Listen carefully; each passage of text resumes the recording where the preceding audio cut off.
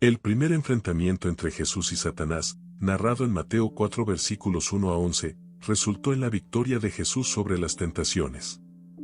Continuando con su dominio sobre los bastiones de Satanás, Jesús ejerce autoridad sobre los demonios en Mateo 8 versículos 28 a 34, y demuestra su dominio sobre la enfermedad al sanar a un paralítico en Mateo 9 versículos 1 a 8.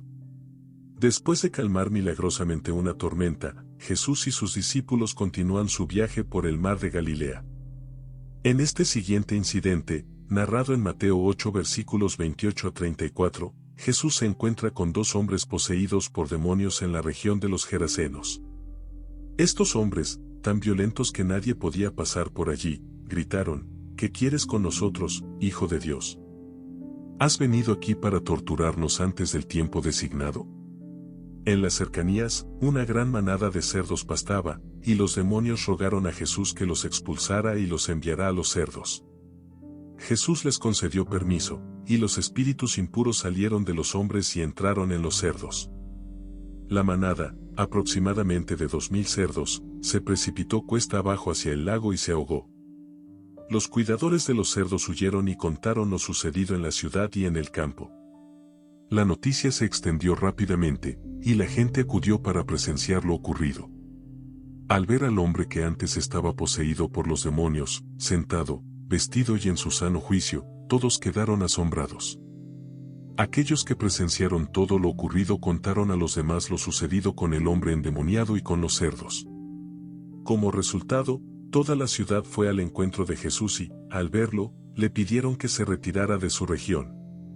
Este incidente nos dirige aún más hacia Jesús, y nos confronta con la pregunta: ¿qué tipo de hombre es este? Llegando a la otra orilla en la región de los Gerasenos, Jesús ahora está en la Decápolis, un territorio predominantemente gentil, lo que explica la presencia de cerdos, considerados impuros por los judíos según Levítico 11:7 y Deuteronomio 14:8. El término gadareno se refiere al pueblo de Gadara, situado a unas 5 millas al sureste del mar de Galilea, y a la región circundante, que incluía el pequeño pueblo de Garasa, tradicionalmente considerado el lugar del exorcismo. Cuando Jesús llega a la región de los Gadarenos, encuentra a dos hombres poseídos por demonios, como se relata en Marcos 5 versículos 1 a 20 y Lucas 8 versículos 26 a 39. Estos hombres vivían en las tumbas, y nadie podía someterlos ni siquiera con cadenas. Habían sido frecuentemente encadenados, pero siempre rompían las cadenas y despedazaban las esposas. Pasaban sus días y noches entre las tumbas y las montañas, gritando y autolesionándose con piedras. Al ver a Jesús, los demonios reconocen su autoridad y se postran ante él, rogándole que no los atormente. Jesús ordena a los espíritus impuros que salgan de los hombres, y los demonios le piden que los envíe a la manada de cerdos cercana. Jesús les concede permiso, y los espíritus impuros entran en los cerdos, que se precipitan hacia el mar y se ahogan. Los cuidadores de los cerdos huyen y cuentan lo sucedido en la ciudad y en el campo. La gente, asombrada por lo ocurrido, se acerca a Jesús para presenciarlo y conocer más. El encuentro entre Jesús y los dos hombres poseídos por demonios en la región de los Gerasenos revela una confrontación entre el poder divino y las fuerzas demoníacas. Estos hombres eran conocidos y temidos por su violencia descontrolada, y su posesión por demonios los mantenía en un estado de peligro constante para quienes los rodeaban. Los demonios, al ver a Jesús, reconocieron rápidamente su estatus como Hijo de Dios, un título que los discípulos eventualmente comprenderían mejor a medida que avanzara su relación con Jesús. Sin embargo, la reacción de los demonios es de miedo y angustia, ya que saben que Jesús tiene el poder de expulsarlos y rechazarlos, condenándolos a un destino de tormento eterno. Cuando los demonios preguntan a Jesús: ¿qué quieres con nosotros, Hijo de Dios? ¿Has venido aquí para torturarnos antes del tiempo designado? Están reconociendo su propia condenación y el juicio futuro que enfrentarán. Esta pregunta revela tanto su temor como su conocimiento de que Jesús es el juez supremo que determinará su destino. El hecho de que Jesús les permita entrar en la manada de cerdos es significativo. Esto no solo resulta en la liberación de los hombres poseídos por demonios, sino que también sirve como un acto simbólico de expulsión y castigo para los mismos demonios. La destrucción de los cerdos muestra la naturaleza destructiva de las fuerzas demoníacas y su incapacidad para coexistir pacíficamente en la presencia de Jesús. Es importante destacar que aceptar la propuesta de los demonios no altera el destino final de ellos en el día del juicio.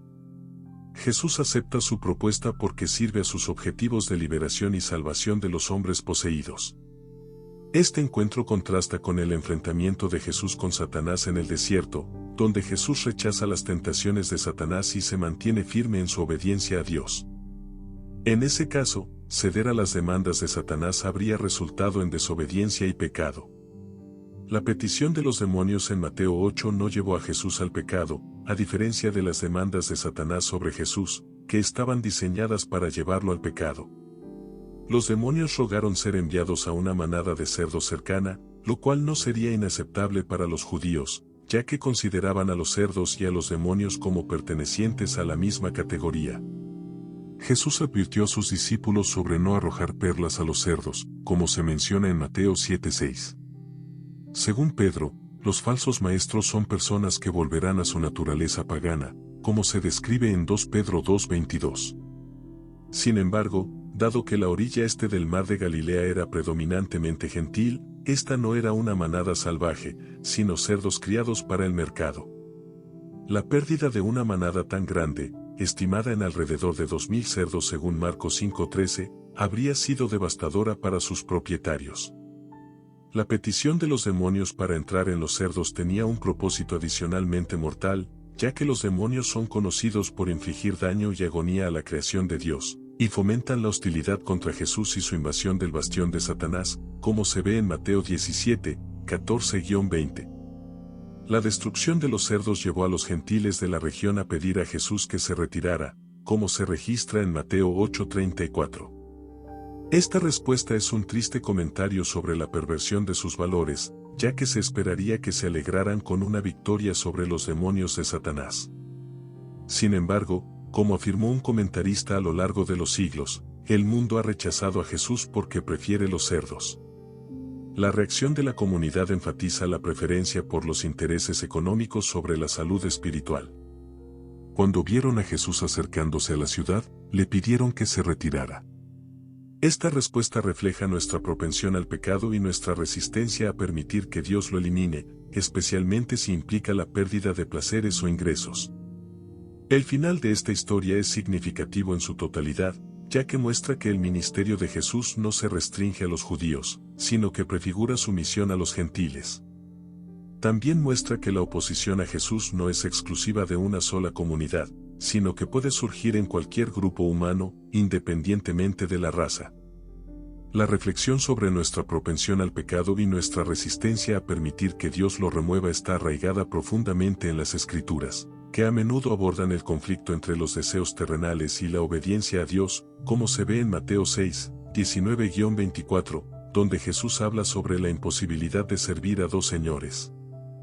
Enfatizando que no podemos servir tanto a Dios como a las riquezas, esta enseñanza resalta la idea de que la lealtad al pecado y la búsqueda de ganancias materiales pueden alejarnos de Dios.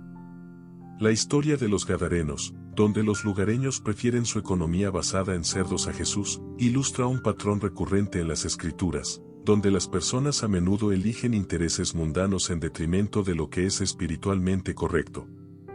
En Romanos 12, 1, 2, Pablo exhorta a los cristianos a no conformarse con el patrón de este mundo, sino a ser transformados mediante la renovación de sus mentes para que puedan discernir la voluntad de Dios. Esto sugiere que la resistencia al pecado y la transformación espiritual son fundamentales para la fe. El ministerio de Jesús que se extiende a los gentiles es un tema central en el Nuevo Testamento. Efesios 2, 11-18 discute cómo Cristo eliminó la barrera entre judíos y gentiles, creando en sí mismo un nuevo pueblo.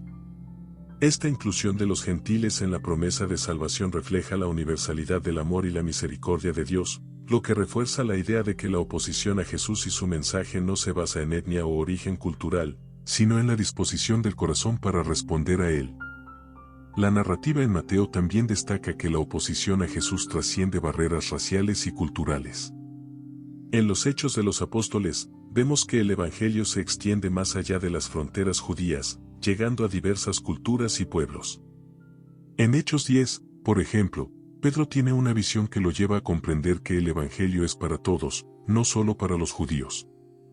Esto demuestra que el mensaje de Jesús es inclusivo, llamando a todas las personas, independientemente de su origen, a arrepentirse y volver a Dios. Por lo tanto, el episodio de los Gadarenos y las lecciones posteriores destacan un principio clave del cristianismo: la salvación y la verdad de Dios están abiertas a todos, y el verdadero obstáculo es la reticencia humana a abandonar el pecado y seguir a Cristo. Esta verdad desafía a los seguidores de Cristo a examinar sus propias vidas, prioridades y lealtades, alineándolos con las enseñanzas y el ejemplo de Jesús. En conclusión, nuestra pregunta del día es: ¿cuándo sentiste la presencia de Dios por primera vez? Comenta abajo y suscríbete al canal. Siéntete libre de ver otros videos del canal. Que Dios te bendiga.